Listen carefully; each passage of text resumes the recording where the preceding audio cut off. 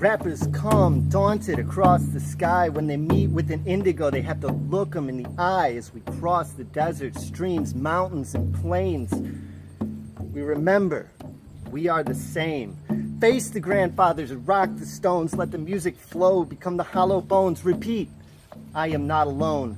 Wicked vibe, attitude high, meet the dreamers awake, meet their magic and fire, create the makers, meet the spaces, visionary faces, collecting data from the straightest spheres and cool power places.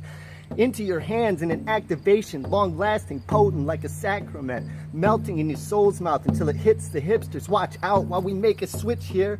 Take foothold, reach into the fertile gardens and grab your eagle feathers. It's no mystery why we converged here to activate the grid, dear. Build the Serpentbird cruise and tag ##. Jesus, you gotta be creative to maximize the genius. There's no rule in rhyme since my time gets consumed by the 9 to 5. But we unlock the matrix by video phone. Pressing one button is no excuse. Execute your vocal tone. There is no excuse, or we all lose. Wooden nickels, a program drops in the bucket. If you want a revolution, take a look at the power of the collective nugget. If you want a revolution, sign a check to the starseeds. Scatter, scatter, run, run, be of service to play. Great mysteries, pan pipe. Extend your reach, express what's deep, and make your man bun. Our country won't be better till we restart one. We don't need magistrates or bullets. The rainbow just nailed it with Serpentbird activation. Activation. Welcome, Shaun, to Serpentbird Activation. Oh, thank you Thanks very for much. doing that rap that I wrote. Woo! Oh, that's the first time in my life. I figured, we're here to push boundaries, so that was exhilarating. Yeah. That was fun. Thank you very much. Yes. I'm glad to be here. All right. So we want to know on Serpentbird Activation today how you would describe how you realized that food was an important way to influence your evolution. And we're going to give a little example of your food that you've made as well. Awesome, awesome. I did make a wrap to go with that wrap. This is a vegetarian creation of mine. I took some daikon radishes, which I caramelized with honey and stone ground mustard. It's got some onions and leeks, a little bit of peppers, and it's made with Swiss chard, which is really high in iron. It's got a lot of protein in it, just all kinds of really good stuff in there. And you look at that, I mean, you don't have to miss meat. You don't have to feel like you're missing out when you're eating healthy. It's awesome if you know what to do with it. So, let's get into exploring somewhat. Can we see your eyes? Absolutely. Okay, cool. It depends on whether the sun Okay. treats me well or not. We'll try to stay under here. How about that? And I had a sample of the smoothie this morning, and my brain is fully activated. Okay, so I always start my smoothie with a banana and some kale. I chose Red Russian. Red Russian, I find, especially for people who aren't used to kale, is the most palatable. It's actually really sweet, really tender, absolutely awesome leaf. And it's also full of micronutrients, a lot of minerals like selenium. It's got boron and magnesium in really high amounts. That's important for bone health, cell health. This is really high in potassium as well as phosphates. Now, phosphates build ATP that goes straight to your cells as energy right now.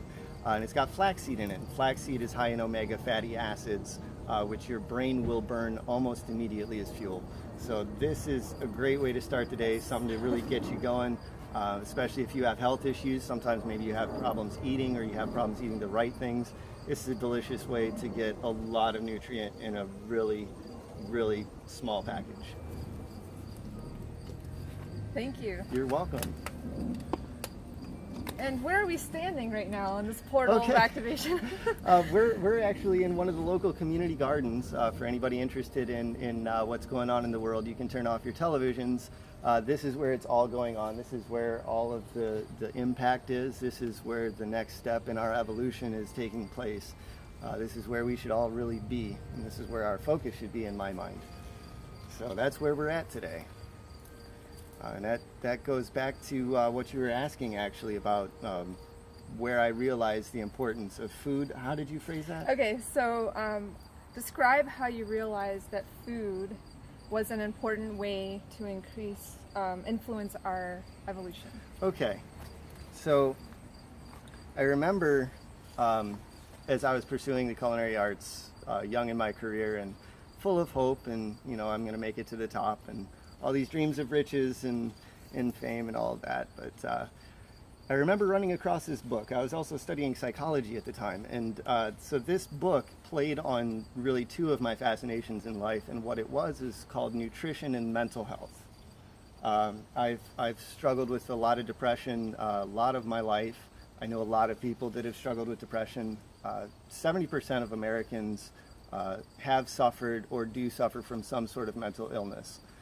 So I've been very familiar with that, and so I found this textbook and I just ate it up. I learned about the physiology of what happens when you get certain nutrients in certain balances, and it really started me thinking in terms of, why don't we really focus on this in our society? We talk about this magical diet, and we talk about this miracle pill, and this procedure that will change your life, and really, I mean, our bodies are amazing machines. They're self-healing machines. Quite literally, that is what they're designed to do, is to heal themselves and then to also send that healing energy out. But if you put the right things into your body, you are just quite literally a superhuman being. And that's what I was picking up on in this textbook that I was reading. And I realized that a lot of the problems that we have in this country could be solved if people were just working at their peak performance and able to have a positive attitude. A lot of people don't realize vitamin C is actually really important in keeping a positive attitude throughout your day. It's not all just thinking, I need to be better. You really need to give your body what it needs to be better. So what was the book specifically? It was an old textbook that I found, and just a generic title, Nutrition and Mental Health was what it was called. Okay.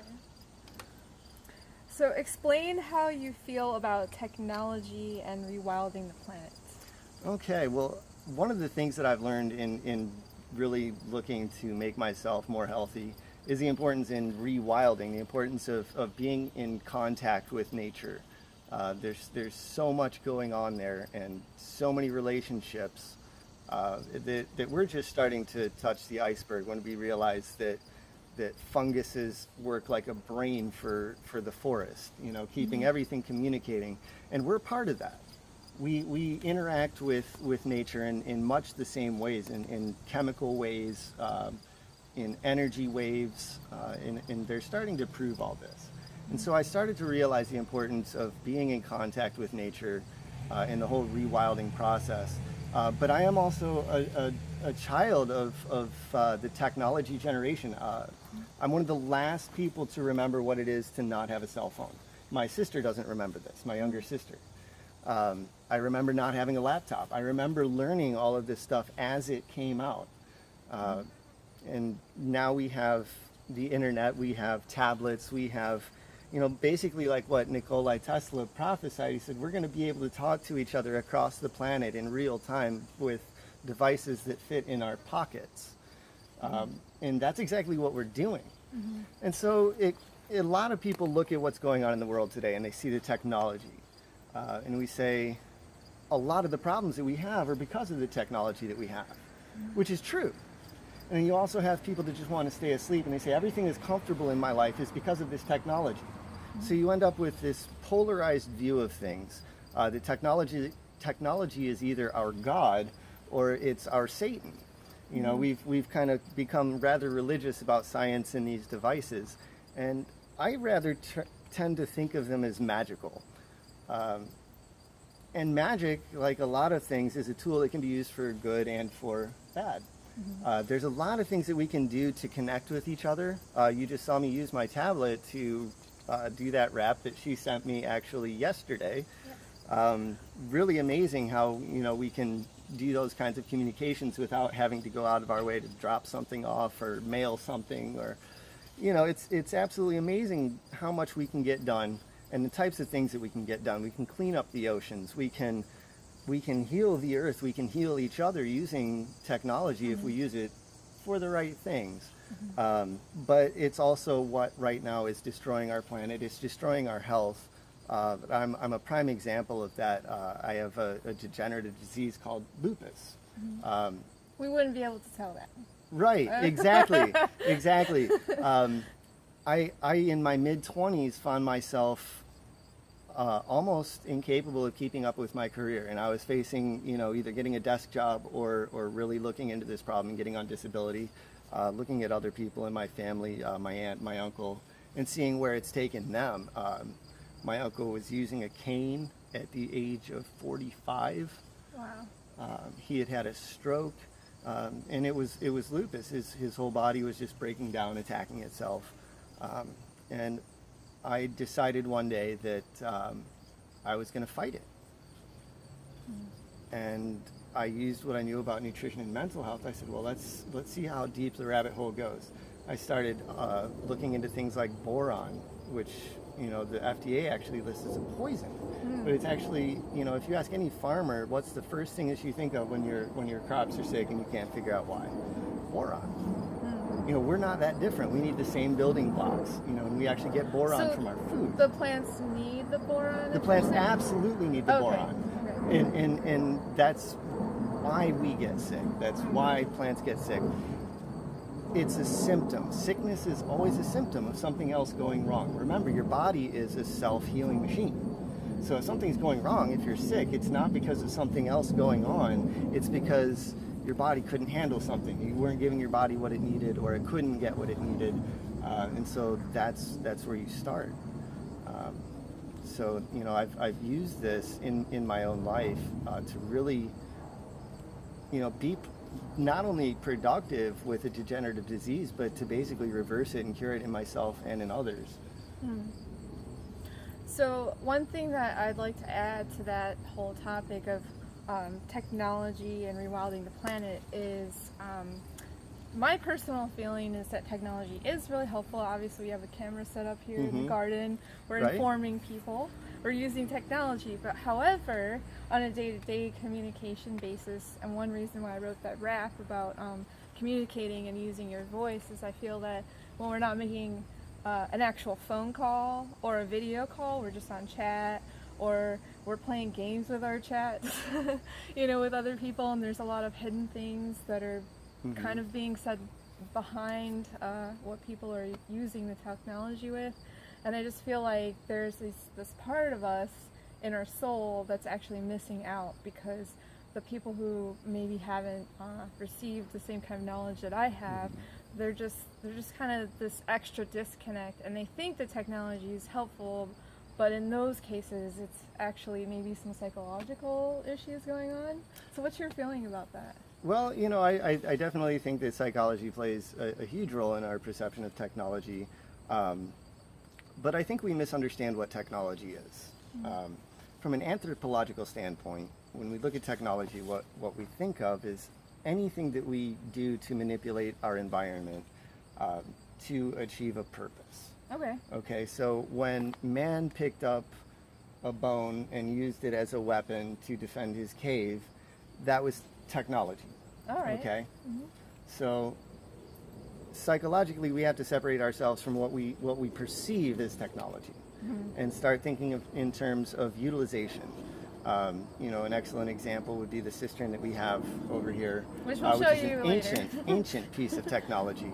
But all it does is collect rainwater off the roof of a house and stores it so that we can water this garden whenever we want without having to pump water, without having to waste energy. We're using technology to prevent waste rather than wasting energy. So how we view our purpose in life and what we do and how we do it is really going to affect how we perceive technology and how we use it and for what purposes. So this may be a little redundant, but I just want to ask the question, what is your life purpose or soul earth mission? I would say that my sole purpose is to garden. I've literally carried gardening into every aspect of my life. I consider my life to be my garden, and it's something that needs constant tending, or you can let it grow wild. You'll get different results with different things, but I really love tending my garden, and my relationships with people I think of as my garden. And people in my garden need tending, they need watered. If I expect to get anything out of them, and I see life in those relationships as a result, because when I look at a garden, I see life. So I want to bring us back to when we first met. We had a really amazing conversation which led us to today and deciding to make an activation show. We talked about how you worked in New York City in urban farm. And Actually, I was in upstate New York doing Okay. organic farming. Okay. We did go into the city sometimes, but You were telling me about a specific project with kids that you were working on. Oh, this and how was funding wasn't there. And this was eventually actually fell way apart. before New York. This was Okay. when I was in Cleveland, actually. Okay. Cleveland. This is one of the most inspiring moments of my life, actually, and I love telling this story because it to me was a blessing. It showed me really what's important in this life and how powerful one person can be. There was this community garden. My brother had just gotten married and moved into this apartment. We were both, pretty close to broke, and there was this community garden across the street. Well, I grew up out in the country, always tending the garden. I'm like, great, now I got a hobby and I get to feed myself. How does it get any better, right? So I started my own little plot in the garden, got to know the guy that was running it, and pretty soon there wasn't really a whole lot of people really running things, so I started doing project management for Hope Community Garden in Cleveland. And we did this one particular project. It was a lot of fun. I had done a lot of landscaping around this time. So we decided to put in a brick patio. And somebody had donated some benches. And so we had a group come in and a bunch of kids painted the benches. And then a church group came in to help dig the foundation and lay the patio stones and everything.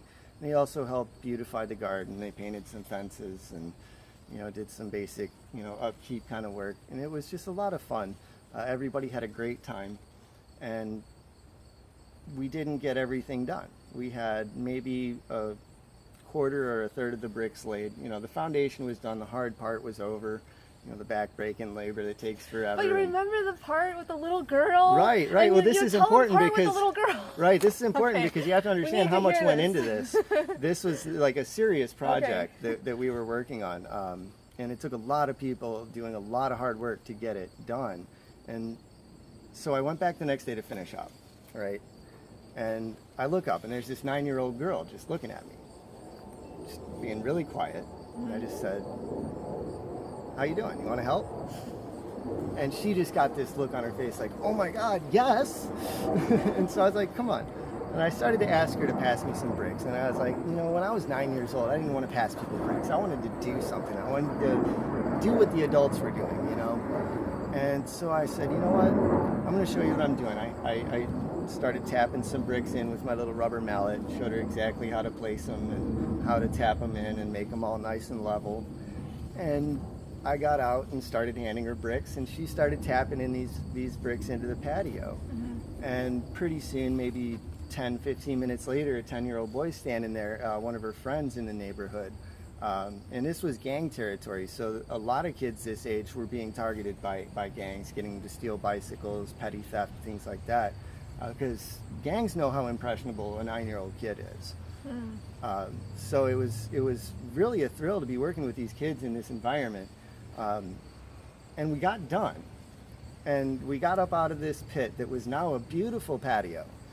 And I looked at it and I saw that the work that the adults had done the day before didn't even come close to comparing how awesome the work was that the kids did. I mean, they really poured their hearts into it and it looked great.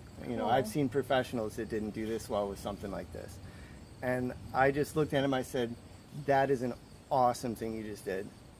Every time somebody comes and sits on these benches, you get to come up and say, 'I did that.'"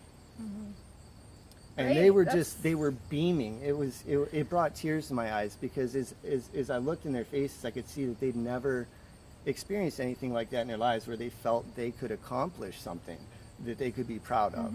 They come from broken families and broken homes where there's just a lot of yelling and a lot of just negativity. There's not a lot of hope. You know, so there in Hope Community Garden, I was able to change 2 kids' lives, you know, hopefully forever, just by doing some simple things right here at home in the garden.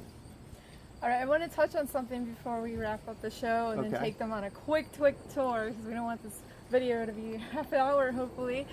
So we were talking about how you have a background a little bit in marketing, and you were telling me how you feel that all of the gardens, all the urban gardens were connected, and all the people who let's say, are managing the gardens, it basically would turn into what like a spider web looks like physically, right? Exactly. So explain how you're here and how you're going to like implement your energies here with urban gardening and connecting people. Okay, that's really cool. One of my favorite things in the garden is seeing those big garden spider webs. They're just absolutely fascinating, and that's definitely how I look at the relationships that I have in my life. Is very much connected like that. I see everything in the garden is connected like that. So the spider web is a very powerful symbol of how we are all really just one thing. You know, so a lot of people, they think of the people that they know as this spider web and as this network or net, you know. And I tend to think a little bit differently. I think of the spider web as me, you know. I don't think of it as a separate thing. I think I am holding all of this together, you know, because I'm doing the things that I want to see in the world, you know. And so I started this concept and this idea that I've been working on, and I'm hopefully going to be getting funded very soon, called the America Cares Project. And CARES stands for Community Action Resource Endowment System. And essentially my goal and my purpose in gardening is to try to create a platform for networking among gardeners, among small nonprofits and charitable organizations, because I really feel that from what I've seen in my life, and I've been in and out of politics, I've done work with large and small charities. What I've seen is that here in the community gardens and in small organizations like this, you really have a lot more impact than in the large organizations, because you're not talking about, you know, social problems like the homeless problem. You're talking about Jim's homeless problem, or Steve's homeless problem, or Susie's homeless problem, you know. And the same thing with every other social problem that we have in this country. This is where we can approach that from the personal level. And if we work together in a network, and if we keep our common goals in mind, then we can kind of leverage our power and our resources the way a large organization can, without giving up our autonomy, without sacrificing our real missions that we set out to accomplish in our neighborhoods.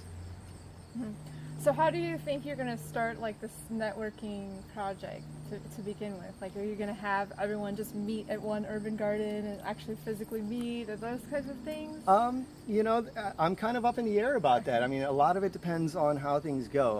I'd like to leave a lot of room open for options, but what I envision right now is getting a plot of my own, starting a nice little herb garden, to work in conjunction with some of the community gardens that provide vegetables and things like that. And basically with a little bit of seed money, I can get a plot of land in Columbus for, you know, anywhere from $1,000 to $5,000. All right. So awesome. I'm going to be tapping into family, friends. I'm going to be setting up a GoFundMe account and working with somebody else to get these funds set up. How can people find you?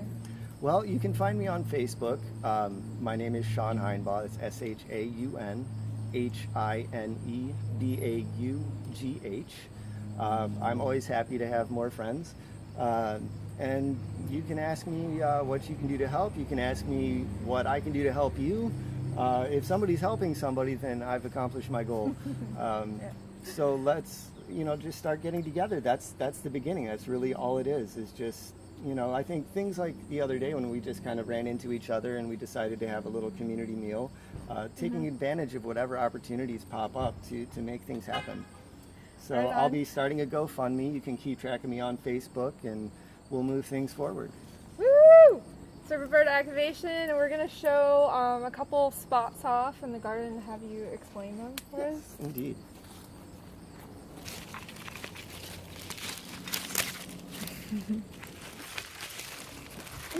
Technical difficulties. All right. All right, so this is what I was talking about before. This is the cistern. This is an ancient piece of technology developed by the Indics in India. They still have stone cisterns standing today that fill with water, still hold water. And what it does is it collects rainwater from a house and just collects it so that we can water whenever we want without having to waste energy, without having to pump any water. You know, it works with just very minimal tools to get a lot done.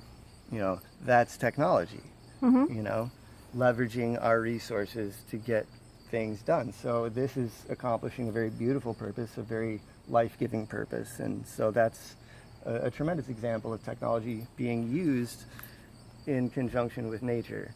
And so, you know, if we consider this technology and we consider this technology, we can start thinking of ways to use this to do life-giving tasks just like this. All right. Anything else you want to add about the rest of the breezeway here? Well, you know, I just want to say, like, this potato garden right here, just a very simple thing, just a couple of crates, basically. The potato palace? Yeah, just a couple of pallets nailed together. No, I said the potato palace. Indeed. And you fill it with dirt as the potatoes grow, and you end up with more potatoes. Keeping things in boxes up off the ground allows for plenty of drainage so that you can control the moisture content. You don't get too wet a soil, you don't get too dry a soil. You know, all things that are technology, and we can use this to learn all kinds of different things that we can do with very simple tools. Now back here is a beautiful piece of modern technology, actually. It doesn't look like much, but it's an amazing function that this thing serves. And this is a hoop house, and this is used for season extension. And it's actually buried down into the ground, and what that accomplishes is it stabilizes the soil temperature for a longer portion of the year, which means you can start planting your starts a lot earlier. You can start a lot of things in your greenhouse, like spinach or kale or broccoli and cauliflower. Your cold weather stuff you can start in January, and you can be harvesting tomatoes in November and December. Right on. You know, so you have maybe a month and a half where you're not able to produce something, and that's just because somebody just worked out the principles of geothermal dynamics and applied it to a garden with some bricks. Let's show them the gate, the entrance gate. Absolutely.